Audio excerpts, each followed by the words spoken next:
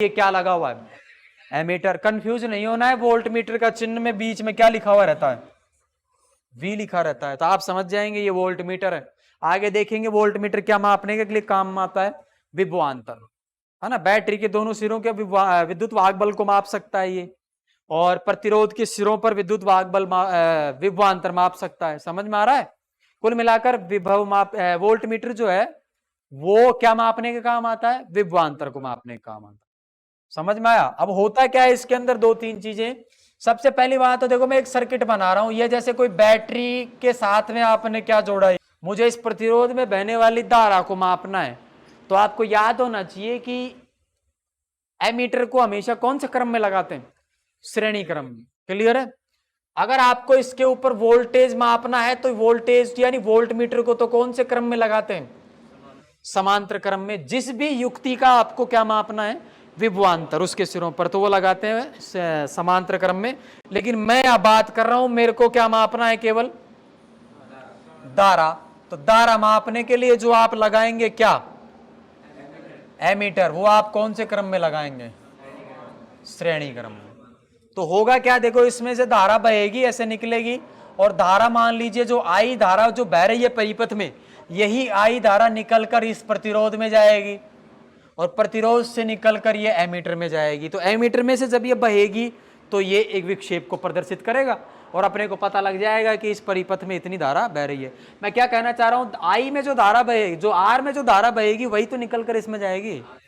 तो ये एमीटर अपने को धारा दर्शाएगा। मेरा प्रश्न आपसे ये है कि एक एमीटर का, आदर्श एमीटर का प्रतिरोध क्या होना चाहिए? आदर्श एमीटर का प्रतिरोध क्या होना चाहिए? सबसे पहले तो यह समझ में आना चाहिए इसको श्रेणी क्रम में क्यों लगाते हैं, समांतर क्रम में क्यों नहीं लगाते? अरे आप सोचिए, अगर आपने एमीटर को यहां लगा दिया, आपने एमीटर को कहां लगा दिया? समांतर क्रम में, तो ये इस प्रतिरोध में बहने वाली धारा को थोड़ी माप रहा है। इधर से मान लीजिए कितने एम्पियर धारा आ रही है? 10 एम्पियर। अब ये 10 एम्पियर यहां आने के बाद में संधि नियम पढ़ा था आपने, संधि पर धाराएं बट जाती हैं। तो 10 एम्पियर धारा आ रही है, मान लीजिए एमीटर का प्रतिरोध कम है, एमीटर का प्रतिरोध कम है, हालांकि कम ही होता है ये। तो इसमें जो 10 एम्पियर में से ज्यादा भाग तो किसमें बह जाएगा? एमीटर में। और मान लेते हैं कि 10 एम्पियर में से 8 एम्पियर तो किसमें बह गई? एमीटर में। बच गई कितनी एम्पियर? 2 एम्पियर। अब इस वाले प्रतिरोध में कितनी धारा बह रही है? 2 एम्पियर। और इस वाले में एमीटर में कितनी बह रही है? 8 एम्पियर। तो आपको प्रतिरोध में बहने वाली धारा थोड़ी बताई इसने, इसमें तो खुद में बहने वाली धारा बताई इसने। कुछ समझ में आया? और हमने लगाया क्यों था ये? हमने ये इसलिए लगाया था कि वे इस प्रतिरोध में बहने वाली क्या बताए? धारा बताए। जबकि प्रतिरोध में बह रही है 2 एम्पियर, इसमें बह रही है कुछ और ही, है ना। समांतर क्रम में लगाने से गड़बड़ हो जाती है एमीटर को। क्यों? समांतर क्रम में तो धाराएं कितने भागों में बढ़ जाती हैं? 2 भागों में। जो दूसरी धारा जो होगी वो बताएगा ये। तो ये 2 एम्पियर क्यों बताएगा ये?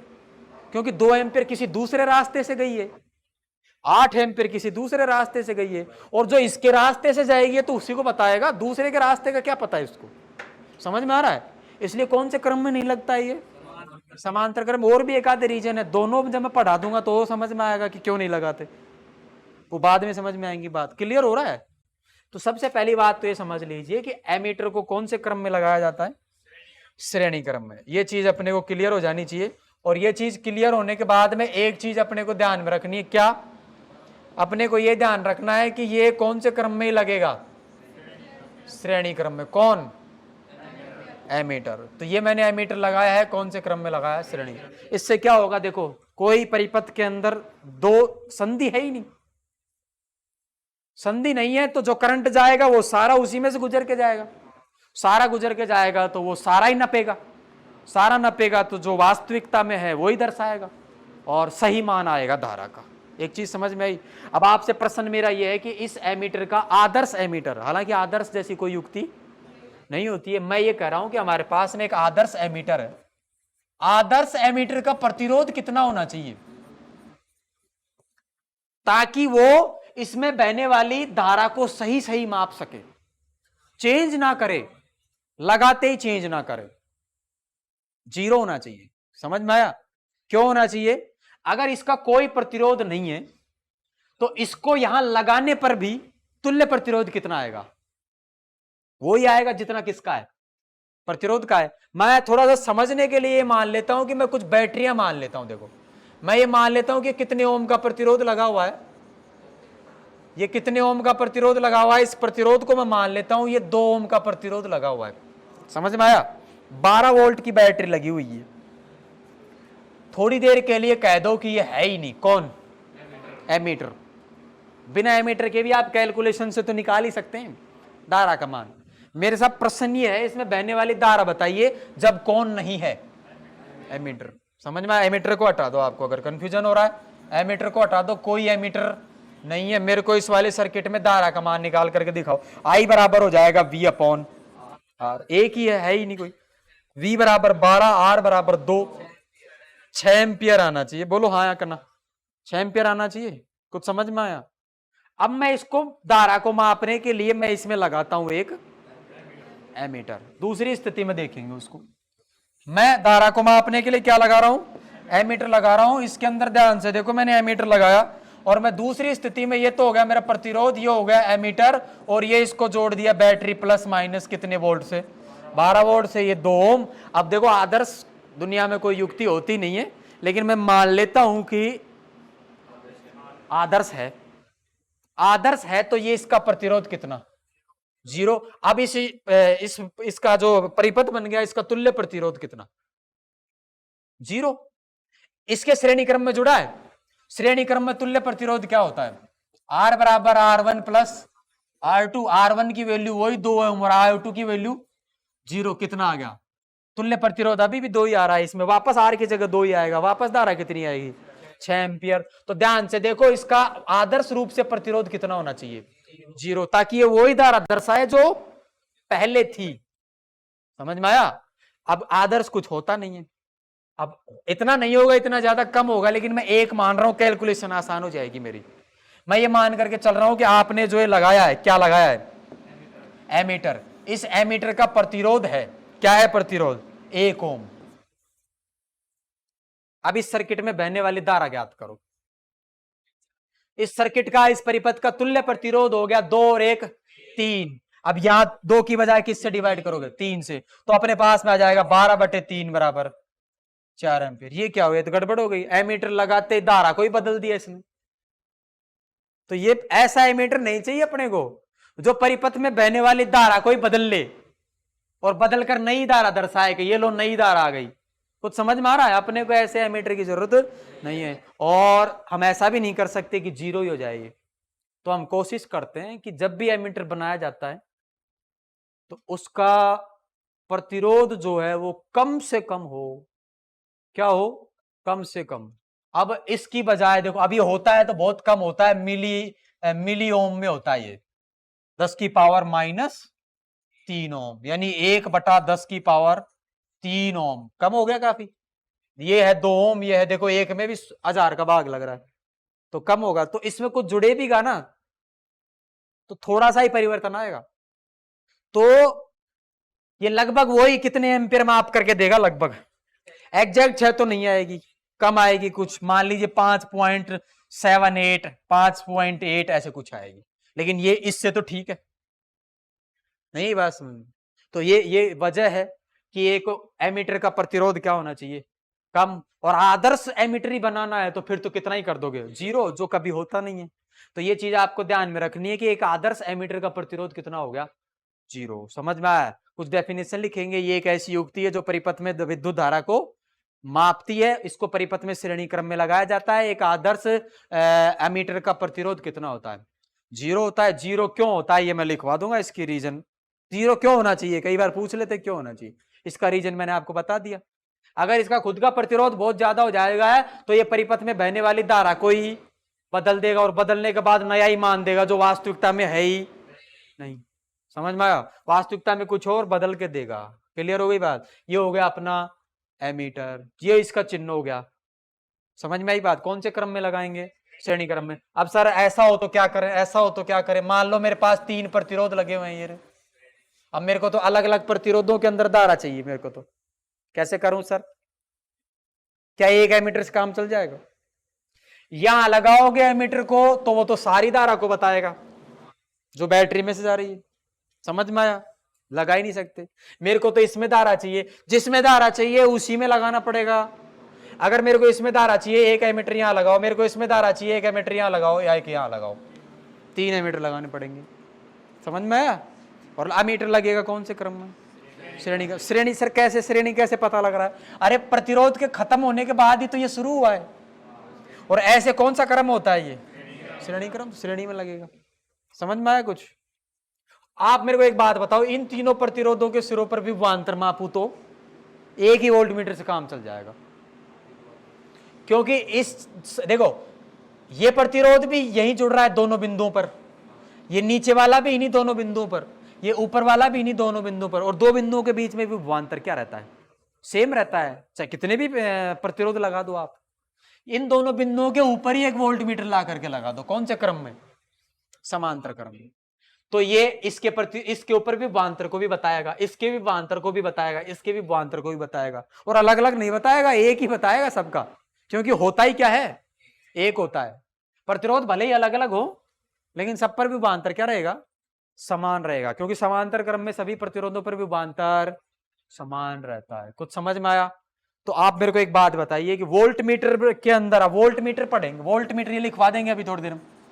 वोल्टमीटर का चिन्ह कैसा होता है बताओ जरा। वोल्टमीटर का ये चिन्ह होता है, परिपथ में ऐसे लगाते हैं, है ना। वोल्टमीटर क्या मापता है? वोल्टमीटर परिपथ में किन्हीं दो बिंदुओं के बीच विभवांतर मापता है। समझ में आई बात? कौन से क्रम में लगाया जाता है?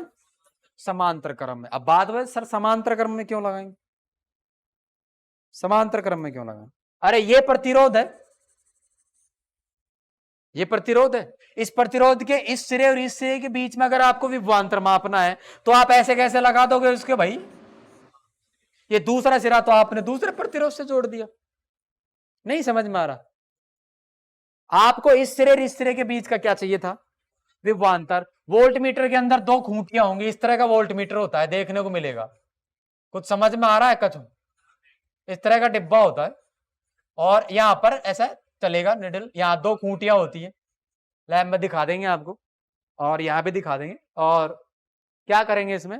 ये दो खूंटियां होती है, एक इधर जोड़ोगे, एक इधर जोड़ोगे, जहां भी विभवांतर ज्ञात करना है जिन दो बिंदुओं के मध्य वहां जुड़ेगा।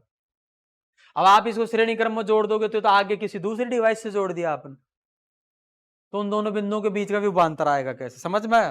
तो सबसे पहली बात तो देखो, अगर आपको सर्किट के अंदर इस वाले प्रतिरोध के सिरों पर क्या ज्ञात करना है? विभवांतर। तो विभवांतर ज्ञात करना है, ऐसे जुड़ेगा। बोलो युक्ति के कैसे जुड़ता है? ये युक्ति है, युक्ति के कौन से क्रम में जुड़ता? समांतर क्रम। प्रश्न आपसे ये है कि एक आदर्श वोल्टमीटर का प्रतिरोध क्या होना चाहिए? आदर्श वोल्टमीटर का प्रतिरोध क्या होना चाहिए? इनफाइनाइट होना चाहिए? बहुत ज्यादा होना चाहिए? समझ में आया? बहुत ज्यादा अगर ये होगा ना, अगर ये वोल्टेज बहुत ज्यादा होगा तो ये इसके सिरों पर विभवांतर को नहीं बदलेगा, अदरवाइज ये भी वो एमीटर की जगह तरह क्या कर देगा? इसके वोल्टेज को ही बदल देगा। खुद सोचो, वे भी सेम टू सेम है। अगर अनंत है, ये अनंत है, अनंत है तो इसमें धारा बहेगी ही नहीं, क्योंकि ये तो बहुत ज्यादा हो गया। समझ में आ रहा है? तो ये किसके ऊपर, किसके अंदर बहने वाली धारा को चेंज नहीं करेगा? प्रतिरोध में बहने वाली धारा को में ज्यादा कोई फर्क नहीं डालेगा, और ऐसा होना भी चाहिए। इसमें बहने वाली धारा बदल जाएगी तो इसके सिरों पर विभवांतर भी बदल जाएगा, क्योंकि आर तो नियत है, बनाते टाइम फिक्स हो गया। प्रतिरोध बनाते टाइम आर का मान फिक्स हो गया। अब वी कैसे बदलेगा? अगर धारा बदल गई तो वी बदल जाएगा। तो एक ऐसी डिवाइस लगानी है इसके समानांतर क्रम में, हमें इसके समानांतर क्रम में एक ऐसा वोल्ट मीटर लगाना है जिसको लगाने से इसमें बहने वाली धारा में कोई परिवर्तन ना हो। अगर परिवर्तन नहीं होगा तो किस में नहीं परिवर्तन होगा? वी में। और उसके एक तरीका है कि अनंत होना चाहिए। वो क्या होना चाहिए? अनंत होना चाहिए। समझ में आया? तो एक आदर्श वोल्ट मीटर का प्रतिरोध कितना होता है? अनंत होता है। इसको कौन से क्रम में लगाया जाता है? समांतर क्रम में। समझ में आई बात? ये आपका एक टॉपिक कंप्लीट हो गया। इसके बाद हम पहले तो इसको कॉपी करेंगे, फिर हम नेक्स्ट टॉपिक स्टार्ट करेंगे। तो पहले तो मैं इसको लिखवा रहा हूं, ठीक है, फिर आगे स्टार्ट। एमीटर में। और मैं ये शुरू में तो यही चाहता हूं कि मैं एमीटर के अंदर अच्छा प्रतिरोध बहुत कम होता है, ज्यादा होता है? बहुत कम होता है। तो अगर आपने इसके अगर आप तो धारा मापी के प्रतिरोध को क्या करो, बहुत कम करो। कैसे करें? तो मैं कैसे कम करता हूं इसको? धारा मापी के समानांतर क्रम के अंदर मैं एक प्रतिरोध जोड़ देता हूं, और इस प्रतिरोध का मान G से क्या होना चाहिए? कम होना चाहिए। समझ में आया? और एक्चुअल में तो ये होता ही बहुत कम है, जिसको S से डिनोट करते हैं, और इस प्रतिरोध को कहते हैं संट प्रतिरोध। हाँ, कुछ समझ में आया? कौन सा प्रतिरोध कहते हैं? संट प्रतिरोध। संट प्रतिरोध क्या होता है एक्चुअल में? किसी धारामापी को एमीटर में बदलने के लिए धारामापी के समानांतर क्रम में जोड़ा गया अति अल्प प्रतिरोध ही संट प्रतिरोध कहलाता है। कुछ समझ में आया? अब सर अति अल्प क्यों होना चाहिए ये? अरे अल्प देखो, अगर इसका अगर 2 ओम प्रतिरोध होगा और ये अगर आपने 3 ओम जोड़ दिया, तो 3 और 2 का जो परिणामी आएगा समांतर क्रम में, उसमें तो वो 2 से ही कम होगा, 3 से कम होना जरूरी नहीं है। समझ में आया? समझ में आई कि नहीं? यही बात मिनिमम से कम होता है, तो 2 से हो तो थोड़ा ही कम हुआ। समझ में आई बात? तो ये आप बहुत कम करो ना, ताकि जो परिणामी प्रतिरोध हो वो बहुत क्या हो जाए? कम हो जाए। तो ये जो है आप बहुत कम लगाओ। अगर ये 2 ओम का है तो इसको बहुत कम लगाइए, आप इसको 0.002 ओम लगाओ आप।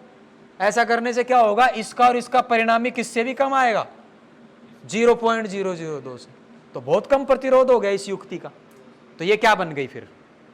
एमीटर बन गई। तो आप इस चीज को समझिए, ये जो युक्ति बन गई ना अब इसको लगाने के बाद, इसी को क्या कहते हैं? एमीटर कहते हैं।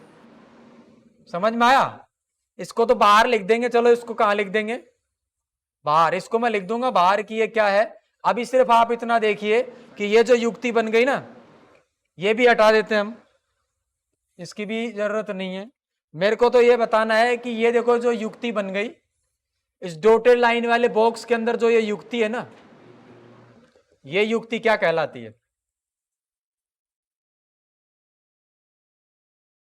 एमीटर। तो प्रश्न मेरा ये है कि गैलोनोमीटर को एमीटर में कैसे बदला? गैलोनोमीटर के समानांतर क्रम में एक अल्प प्रतिरोध लगाकर ये रूपांतरण हुआ, क्योंकि मैं जो कम करना था पता है, ये तो कम करना है तो कौन से क्रम में लगाया? समांतर क्रम में। अब मान लीजिए इधर से धारा आ रही है परिपथ के अंदर से, ये जुड़ा होगा परिपथ में, परिपथ में इधर से धारा कितनी आ रही है? आई धारा में से देखो IG इसमें चली जाती है। IG का मतलब गैलोनोमीटर में प्रवाहित धारा। इसको कहते हैं धारा मापी के लिए पूर्ण विक्षेप के लिए धारा। पूर्ण विक्षेप यानी फुल धारा मापी में फुल डिफ्लेक्शन आए, उसके लिए कितनी धारा चाहिए? IG। अगर IG चली गई तो इसमें कितनी बच गई? I minus IG। कुछ समझ में आ रहा है? आप मुझे एक बात बताओ, G को और S को कौन से क्रम में जोड़ा गया है? समांतर क्रम में। और समांतर क्रम में जुड़ी हुई दोनों युक्तियों के सिरों पर कौन समान रहता है? विभवांतर। क्लियर है ये चीज? तो इसके विभवांतर को इसके विभवांतर के बराबर कर दो आप। मेरा प्रश्न आपके से यह है, ओम के नियम से निकालूंगा। ओम के नियम से विभवांतर जो होता है वो बहने वाली धारा और प्रतिरोध के गुणनफल के बराबर होता है। किसी युक्ति के सिरों पर विभवांतर क्या होता है? उस युक्ति में बहने वाली धारा गुणा उस युक्ति का प्रतिरोध। अब मैं गैलोनोमीटर के सिरों पर विभवांतर मापना चाहता हूं, कैसे करूंगा? मैं चाहता हूं धारा मापी के सिरों पर विभवांतर। धारा मापी के सिरों पर विभवांतर बताओ मेरे को। तो धारा मापी के सिरों पर मैं विभवांतर धारा मापी के अकॉर्डिंग अगर लिखूंगा, तो धारा मापी का प्रतिरोध और धारा मापी में बहने वाली धारा, धारा मापी में धारा कितनी बह रही है? IG। तो ये हो जाएगा IG इंटू G। कुछ समझ में आया? समझ में आई बात? संट के सिरों पर, संट प्रतिरोध या संट भी बोलते हैं शॉर्ट फॉर्म में, संट के सिरों पर प्रतिरोध, संट के सिरों पर प्रतिरोध, सॉरी प्रतिरोध नहीं, विभवांतर। बताना जरा। तो यह आ जाएगा I माइनस IG। थोड़ी देर पहले मैंने बताया कि ये दोनों क्या हैं? बराबर। समांतर क्रम में दोनों युक्तियों पर विभवांतर क्या रहेगा सही? तो मैं दोनों को बराबर कर देता हूं, क्योंकि कौन से क्रम में? समांतर क्रम में। ये मैं लिखवाऊंगा तब लिख लेना आप, समझ में आ रही बात? अब दोनों को बराबर कर देंगे, बराबर कर देंगे तो मेरे पास में आ जाएगा आई जी इंटू जी बराबर आई माइनस आई जी इंटू में, मेरे को यहां से एस का मान निकालना होता है। बस मेरे को इसमें किसका मान निकालना होता है? एस का। मैं यहां निकाल देता हूं, देखो एस की वैल्यू बताओ मेरे को। एस बराबर, आपसे प्रश्न यही पूछेगा कि एक धारामापी है, इतने ओम का है, उसको धारामाप उसको एमीटर में बदलने के लिए उसमें आप क्या करेंगे? तो आपको यह बताना होगा कि अपने को कितने ओम का प्रतिरोध लगाना है, संट ओम, है ना? संट प्रतिरोध कितने ओम का लगाना है वो बताना होगा कि इतने ओम का प्रतिरोध लगा देंगे इसके समानांतर क्रम में, तो ये धारामापी किस में बदल जाएगा? एमीटर में। उसका फॉर्मूला है, ये कैसे निकालोगे एस का मान? तो एस का मान निकालने का सिंपल तरीका देखो, आई जी इंटू जी और बटे में क्या कर दो? आई माइनस आई जी। ये भी एक तरीका है। कुछ समझ में आ रहा है? नहीं यही बात समझ में? तो ये अपने को थोड़ा ध्यान रखना है इसके अंदर की कैसे करते हैं। एस की वैल्यू हम इसमें निकाल सकते हैं, ठीक है। अब दूसरी बात इसमें एक चीज और आती है, परिपथ का तुल्य प्रतिरोध कितना हो गया? तुल्य प्रतिरोध कितना हो गया बताओ? देखा, तुल्य प्रतिरोध को कैसे निकालोगे? आर इक्वलेंट देखो, जी था, जी के बाद आपने एस लगाया था, बोलो हाँ करना। कौन से क्रम में लगाए थे? समांतर क्रम में तुल्य प्रतिरोध कैसे निकालते हैं? R1 R2 बटे R1 प्लस, याद है क्या? तो G इंटू एस बटे अपॉन G प्लस एस। तो कभी पूछ ले कि उस वोल्ट मीटर का तुल्य प्रतिरोध कितना होगा जो आपने गैलोनोमीटर से बनाया है? गैलोनोमीटर का प्रतिरोध कितना है? G। क्या जोड़ा उसमें समांतर क्रम में? एस। तुल्य प्रतिरोध आ गया। समझ में आई बात? एक चीज और ध्यान रखनी है, देखो जी की तुलना में एस का मान बहुत कम होता है, बोलो हाँ या ना? जी की तुलना में किसका मान बहुत कम होता है? तो जी जो है वो वेरी वेरी लेस देन होता है एस, बोलो हाँ कि ना? तो कई बार हम क्या कर देते हैं, जी प्लस एस को वापस बराबर जी लिख देते हैं। नहीं आ रही बात समझ? तो ये आर इक्वलेंट आ जाता है वोल्ट मीटर का, एमीटर का तुल्य प्रतिरोध। ये वैल्यू मेरे पास में आ जाती है जीएस बटे जी, और ये लगभग बराबर एस।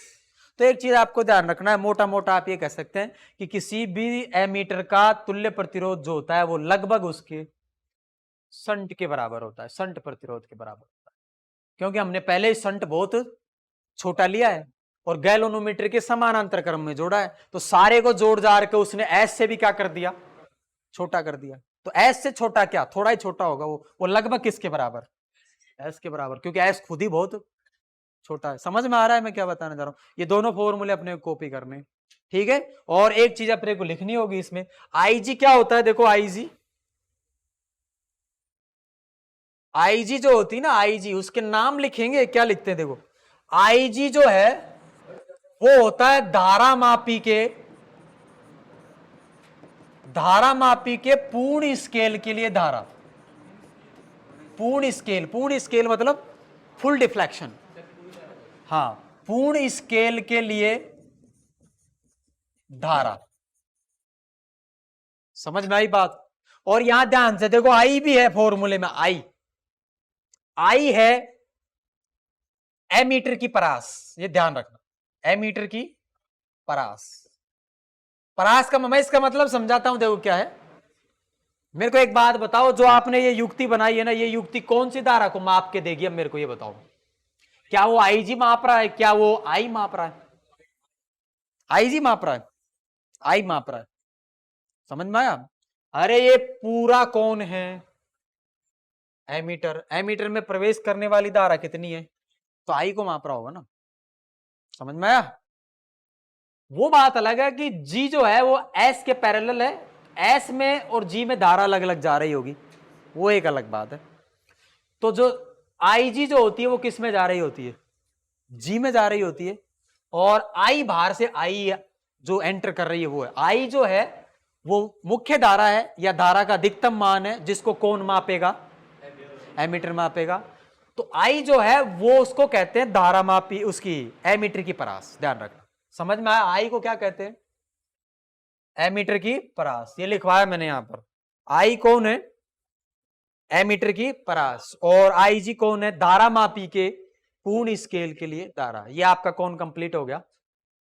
एमीटर कंप्लीट हो गया। समझ में आई बात? हाँ, धारा मापी से क्या बदल दिया हमने? एमीटर बदल दिया। ठीक है क्या? परास तो वो तो प्रक्षेप गति में होती है, लेकिन